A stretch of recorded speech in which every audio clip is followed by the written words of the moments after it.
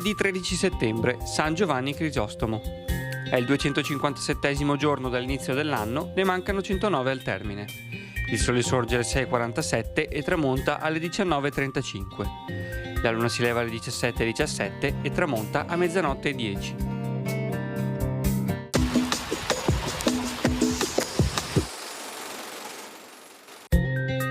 Tristissimo giorno per la Serenissima. Treviso è assediata. A Malamocco i genovesi hanno eretto una bastia, piantato alcune bombarde che tirano sino a Santo Spirito e effettuato uno sbarco a Sant'Erasmo, incendiando l'isola.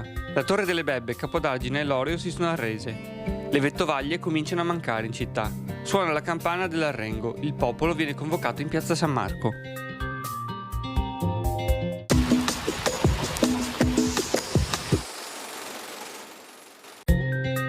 Le previsioni per domani. Tempo stabile con cielo da parzialmente nuvoloso a sereno o poco nuvoloso sulla pianura interna, mentre sulla costa e zone limitrofe persistono annuvolamenti irregolari alternati a schiarite.